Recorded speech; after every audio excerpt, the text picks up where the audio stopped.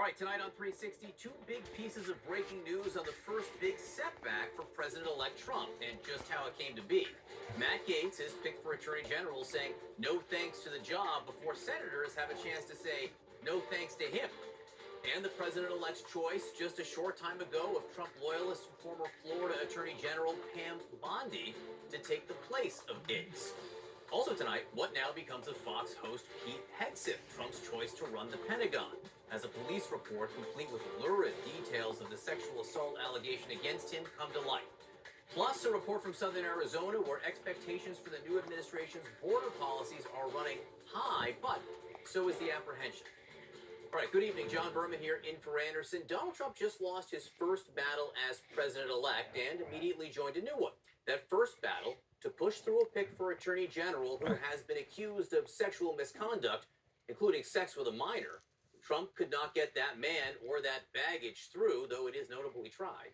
So now, just a short time ago, the president-elect chose former Florida Attorney General Pam Bondi to be his second Attorney General designate. She also worked for years as a prosecutor, served as one of then-President Trump's attorneys for his first impeachment trial, and was a 2020 election denier. She also defended Trump after his subsequent felony indictments, including the Florida documents case.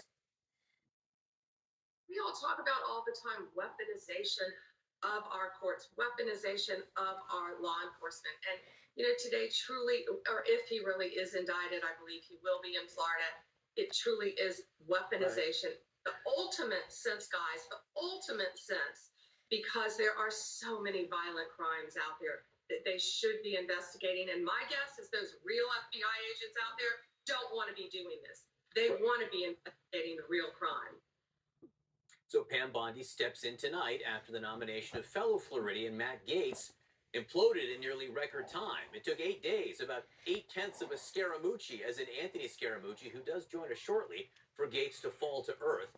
Gaetz withdrew his nomination today, and tonight we also know a lot more about how it played out and why. Gaetz took himself out of the running with a social media post, quote, "There is no time to waste," it reads in part, "on a needlessly protracted Washington scuffle. Thus, I'll be withdrawing my name from consideration to serve as Attorney General." The post went up at 12:24 p.m., about 45 minutes after CNN reached out about our new reporting that the House Ethics Committee was told of a second alleged sexual encounter between Gaetz and the 17-year-old at the center of the accusations. 17 years old.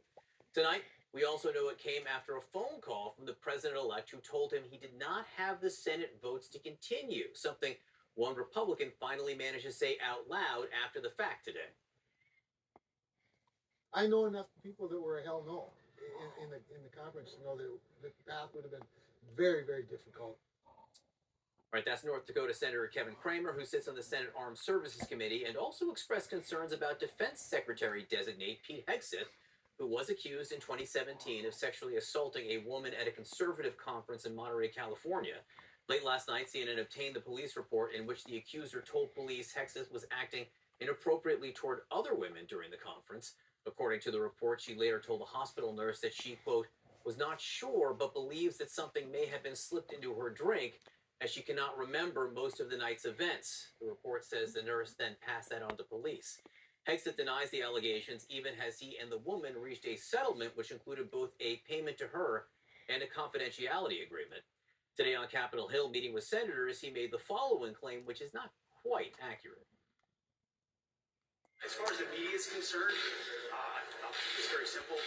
The matter was fully investigated, and I was completely cleared, and that's where I'm going to leave it. So in point of fact, though, he was not charged. He was also not cleared either.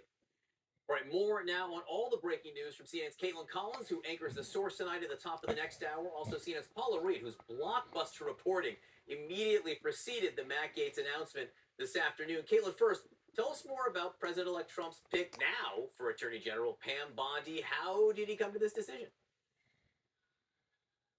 John, it just came hours after Trump had realized that he was going to have to make a new decision on that after Matt Gaetz had withdrawn his name as Attorney General for his pick. That came after a conversation that the two of them had this morning regarding the fact that a lot of these Republican senators who had been skeptical of this nomination from the beginning were just not going to move. And that was clear even from the conversations that they were having on Capitol Hill. They could only afford to lose a handful of Republican senators for this vote. And so it's really just doing the math here that happened. And immediately, John, that jump-started this process of who is going to replace him as the pick for Attorney General, because this is one of the most important roles to President-elect Donald Trump. He's been down here in Mar-a-Lago working on Treasury and an FBI potential director, what that was going to look like.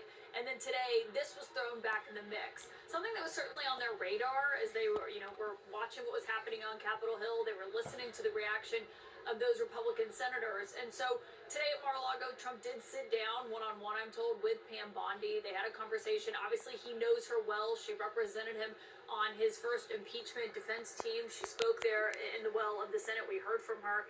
And so she's no stranger to him. She's certainly a MAGA loyalist. I was talking to one Republican tonight who was saying that she is more confirmable in their view than Matt Gaetz was, simply because she is MAGA aligned. She has experience as the Attorney General of Florida. She's a loyalist to Donald Trump. She's also, I should note, aligned with Susie Wiles, his very powerful incoming chief of staff. So she kind of checked all of those boxes that Trump wanted there. Of course, the question is, how do Republican senators view Pam Bondi? It could be grading on a curve, John, now what they've gone through for the last several days. Yeah, we'll talk much more about that coming up. Caitlin, just very quickly, Gates' decision to withdraw, what specifically did you learn about that?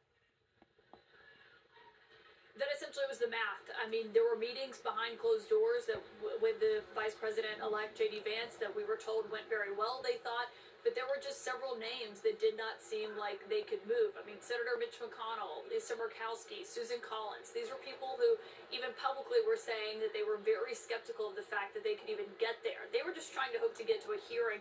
So I think the writing was really just on the wall, and they were doing the math, John. Well, someone who may have put some of that writing on the wall, Paula Reed, you had this reporting which broke right all at the same time. Walk us through the TikTok of your outreach to the Gaetz team. Yeah, lest anyone in Trump world think that the Bondi announcement would distract from this, earlier today, our colleague Sarah Ferris and I reported that the woman who was just 17 years old when she says she had sex with Gaetz told the House Ethics Committee that she had a second, previously unreported sexual encounter with Gaetz that also involved another adult woman. So we were talking about allegations about a threesome with a minor. Now, our sources tell us that this woman told the Ethics Committee that this occurred at a party in 2017 in Florida, the same party where she had the previously reported one-on-one sexual encounter with Gaetz on an air hockey table. Now, Gaetz has denied any wrongdoing. The Justice Department investigated these allegations and did not charge him. The adult woman who is referenced by this witness has also denied having sex with a minor. But we reached out to Gaetz's camp about our new reporting, and while we were waiting for a statement about a minute before we were supposed to break this on air, he announced that he was withdrawing his nomination for Attorney General. So, do you have a sense of what it was about this second encounter that was deemed significant by Gaetz or by the Ethics Committee, for that matter? Look, I think the significance here is that this suggests that this ethics report has a lot of information that is not public. John, I have covered these allegations into the former congressman for 4 years. And this is the first time I ever heard that there was not just one, but multiple alleged sexual encounters with a minor. And just the other day, one of the lawmakers sort of shooed away one of our colleagues pressing about the ethics report in its release, saying, look, you know what's in it. You've reported it all. That is clearly not true. And I think why this reporting is especially significant is because it shows exactly the type of information that the committee has that is not yet public. That's such a great point. It's the new news during all this process that can be so damaging. And along those lines, Caitlin, CNN obtained this police report which revealed new details from the sexual assault allegation against Defense Secretary Pete Hegseth. So is the president-elect sticking by Hegseth tonight? We haven't heard any indication otherwise yet.